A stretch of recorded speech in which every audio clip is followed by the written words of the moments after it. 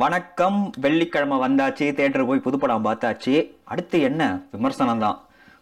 இன்னைக்கு விமர்சனத்துல நாம பார்க்க போற படம்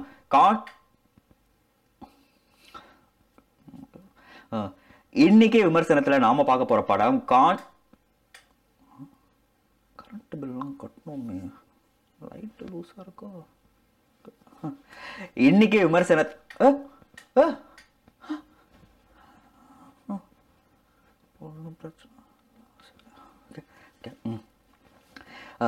இன்னைக்கு விமர்சனத்துல நாம பார்க்க போற படம் காஞ்சூரிங் 2.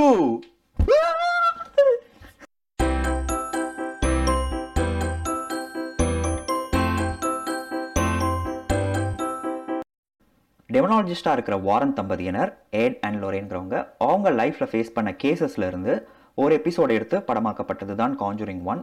காஞ்சூரிங் 2வும் இன்னொரு கேஸை பேஸ் பண்ணி எடுத்திருக்காங்க. டெமனாலஜிஸ்ட்னா என்னன்னு நீங்கள் கேட்டிங்கன்னா, ஆவிகள், பேய்கள், அமானுஷ சக்திகள் இதை பற்றி ரிசர்ச் பண்ணுறதோட மட்டும் இல்லாமல் அதால் பாதிக்கப்பட்ட குடும்பங்களை எப்படி நம்மளால் முடிஞ்ச அளவுக்கு காப்பாற்ற முடியுங்கிறதும் அவங்களுடைய வேலை. ஸோ நமக்கு தெரிஞ்ச அந்த பேய் பட டெம்ப்ளேட் மாதிரியே தான் காஞ்சூரிங் 2 படத்துடைய கதையும் இருக்குது. ஒரு நல்ல அமைதியான ஒரு குடும்பம், ஒரு சின்ன ஒரு இன்சிடென்ட்டுக்கு அப்புறம் அந்த குடும்பத்தில் வந்து பேய் துரத்த ஆரம்பிக்குது.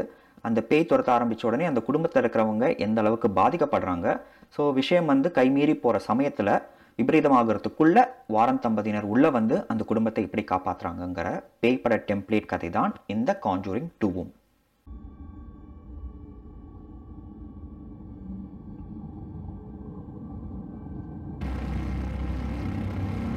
காஞ்சூரிங் 2ல பேயால பாதிக்கப்பட்ட பெண்ணா நடிச்சிருக்கிற மேடிசன் வுல்ஃப் ரொம்ப சூப்பராகவே நடிச்சிருக்காங்க. அவங்களுடைய அம்மா, அக்கா, தம்பி, வாரன் ஃபேமிலி, அப்புறம் ஒரு குட்டி குட்டி கேரக்டர்ஸ் பேய் படத்துக்கே உண்டான பயம், பதற்றம் அந்த மாதிரி காட்சிகளில் ரொம்ப சிறப்பாகவே பண்ணியிருக்காங்க. மற்ற பேய் படங்கள்ல இருந்து காஞ்சூரிங் 2 எந்த அளவுக்கு தனித்து நிற்குது அப்படின்னு பார்த்துக்கிட்டோம்னா, படத்துடைய திரைக்கதையும் காட்சி அமைப்பும். பொதுவாகவே பேய் படம்னா அந்த பேயால் பாதிக்கப்பட்ட குடும்பத்து மேலேயும் அப்புறம் ஒரு பேய்க்கு ஒரு ஃப்ளாஷ்பேக் இருக்கும். ஸோ அதில் தான் கதை ட்ராவல் ஆகும். ஆனால் காஞ்சூரிங் 2ல வாரன் ஃபேமிலி மேலேயும் கதை கொஞ்சம் நேரம் பயணிக்குது. படம் ஆரம்பிக்கும் போது வாரன் ஃபேமிலி ஒரு கேஸில் இன்வால்வ் ஆயிருக்காங்க. அதனால அவங்க கொஞ்சம் மென்டலாக பாதிக்கப்படுறாங்க. அது வந்து கிளைக்கதையாக ஒரு பக்கம் போயிட்டு இருக்க, மெயின் கதையாக லண்டனில் ஒரு ஃபேமிலி பேயால பாதிக்கப்படுது. ஸோ இந்த கிளைக்கதையும் மெயின் கதையும் கிளைமேக்ஸில் எப்படி மர்ஜ் ஆகுதுங்கிறத டேரக்டர் அவருடைய ஸ்க்ரீன் பிளேல ரொம்ப சூப்பராகவே எக்ஸிக்யூட் பண்ணியிருந்தார். அப்புறம் பேய் படத்துக்கு அடிஷ்னல் ப்ளஸ் சேர்க்கறது மியூசிக் அண்ட் சினிமாட்டோகிராஃபி. ரெண்டுமே காஞ்சூரிங் 2க்கு ரொம்ப பக்கபலமாக இருக்குது அப்படின்னு தான் சொல்லணும். மியூசிக் வந்து பொதுவாக பேய் படத்தில் வந்து எந்த இடத்துல வந்து அமைதியாக இருக்கணுமோ அந்த இடத்துல அமைதியாக இருந்துட்டு, ஆடியன்ஸ் வந்து இங்கே பயப்படுவாங்கன்னு தெரிஞ்சு அந்த இடத்துல மியூசிக் வந்து கரெக்டாக நம்மளை பயன்படுத்துகிற மாதிரி சேர்த்துருக்காங்க. சினிமாட்டோகிராஃபி, இருட்டு, நிழல் அதில் மட்டும் ஃபோக்கஸ் பண்ணாமல் வீட்டில் இருக்கிற குட்டி குட்டி ஆப்ஜெக்ட்ஸ் மூலமாக படம் பார்க்குறவங்கள வந்து நம்ம எப்படி பயன்படுத்தலாம், என்ன மாதிரி கேமரா ஆங்கிள்ஸ் வச்சு அவங்க பயப்படுவாங்கங்கிறத வந்து ரொம்ப சூப்பராகவே சினிமாட்டோகிராஃபர் வந்து எக்ஸிக்யூட் பண்ணியிருந்தார்.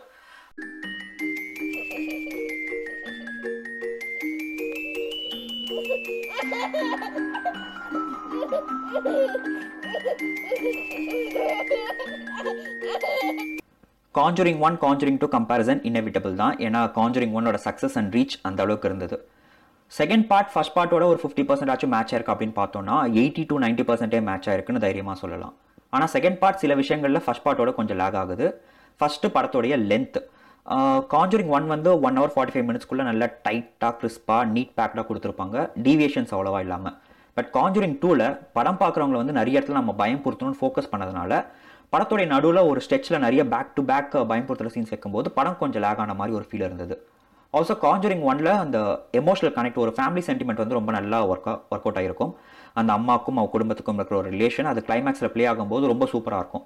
ஆனால் காஞ்சூரிங் 2ல கிளைமேக்ஸ் வந்து ரொம்ப சப்பையாக முடிச்ச மாதிரி தான் ஒரு ஃபீல் இருந்தது. அதாவது இவ்வளோ சூப்பராக எடுத்துகிட்டு போயிட்டு என்னடா இப்படி காமெடியாக முடிச்சிட்டானே அப்படிங்கிற மாதிரி ஒரு கிளைமேக்ஸை கொடுத்துட்டாங்க. கிளைமேக்ஸுக்கு முன்னாடி அந்த குடும்பம் வந்து ஒரு சோகத்தில் இருக்கும்போது நம்ம எட் வாரன் வந்து ஒரு சாங் ஒன்று ப்ளே பண்ணுவார் கிட்டாரில் வாசிச்சுக்கிட்டு. ரொம்ப சூப்பராக லவ்லியாக இருந்தது அந்த சாங். ஒரு நல்ல ஒரு லைட் ஆர்டர் மூமெண்ட்டாக இருந்தது. அந்த படம் வந்து ஒரு பரபரப்பாக ஒரு பயம் பொறுத்துற ஒரு டென்ஷனாக போயிட்டு இருந்த நேரத்தில் இந்த மாதிரி ஒரு லைட் ஆர்டர் மூமெண்ட் நடுவில் இன்சர்ட் பண்ணது வந்து ரொம்ப ஒரு சூப்பர் ஃபீல் இருந்தது. ஸோ இந்த மாதிரி லைட் ஆர்டர் மூமெண்ட், அந்த ஃபேமிலிக்குள்ளே இருக்கிற மூமெண்ட்ஸ் வந்து நடுவில் அங்கங்கே ப்ளேஸ் பண்ணி இருந்தோம்னா படம் வந்து இன்னும் கொஞ்சம் எமோஷனலாக நல்லா கனெக்ட் ஆகிருக்குமோ அப்படின்னு ஒரு ஃபீல் எனக்குள்ளே இருந்தது. மூணாவது, ஒரு பேய் படம் பார்க்கும்போது படம் பார்க்குற ஆடியன்ஸ் வந்து கொஞ்சம் ப்ரெடிக்ட் பண்ணலாம். ஸோ இந்த இடத்துல வந்து நம்ம பயப்படுவோம், இந்த இடத்துல பயப்பட மாட்டோம்னு. நம்ம பயப்படுவோம்னு எதிர்பார்த்த இடங்களில் வந்து பயப்பட மாட்டோம். ஜாலியாக இருப்போம், அந்த இடத்துல வந்து நம்மளை பயன்படுத்துவாங்க. ஸோ நம்ம எக்ஸ்பெக்ட் பண்ணாத இடத்துல நம்மளை பயன்படுத்துகிற சீன்ஸ் காஞ்சரிங் 1ல் நிறைய இருந்தது. பட் காஞ்சரிங் 2ல் கொஞ்சம் கம்மியாக இருந்தது. நாம் வந்து ஈஸியாக ப்ரெடிக்ட் பண்ணிடலாம், ஓகே இங்கே பயன்படுத்த போகிறாங்க அப்படின்னு நம்ம நினைக்கிற இடத்துல வந்து நம்மளை கரெக்டாக பயன்படுத்தியிருந்தாங்க. அதே நேரம் நம்ம இப்படி பயந்துக்கினே இப்படி பார்த்துட்டு இருப்போம், இப்படி ஓட்ட வழியா. அப்புறம் அப்பாடா எந்த பயமும் இல்லைன்னு எம்ஜிஆர் மாதிரி கையை கீழே இருக்கணும்னு துடுப்புன்னு பயன்படுத்துகிற சீன்ஸும் இருந்தது. ஆனால் அது கொஞ்சம் காஞ்சரிங் 2ல் கம்மியாக தான் இருந்தது.